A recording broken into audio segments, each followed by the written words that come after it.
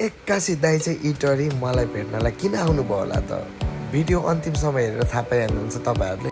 दाइको धेरै काम छ अरे, आज चाहिँ सबै काम भ्याउनु पर्ने हुन्छ हामीले। र अबको यात्रा चाहिँ हाम्रो जाँदैछौँ मेन पावर र ब्याङ्कमा। अहिले चाहिँ हामी मेन पावरतिर जाँदैछौँ।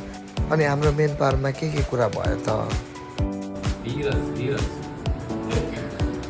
अबको काम ब्याङ्क। यो ब्याङ्कमा मान्छे देखेर दसैँ लाग्यो जस्तै भयो। अनि दाइले फटाफटी दाइको काम गर्न थालिसक्नु भएको छ।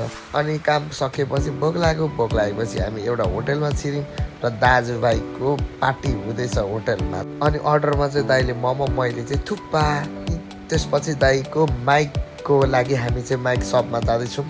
अनि फाइनली माइक पनि हामीले पाइसकेको छौँ र दाइले भने जस्तै माइक पनि भेट्यौँ। अनि आजको दाइको यति धेरै कामहरू चाहिँ हामीले है सक्सेस गऱ्यौँ र दाइ पनि ह्याप्पी हुनुभयो। यो दाइले भने जस्तै माइक पाउनुभयो। र आजको भिडियो चाहिँ यहाँ अन्त्य गर्न चाहन्छु। हस्, धन्यवाद सबैजना।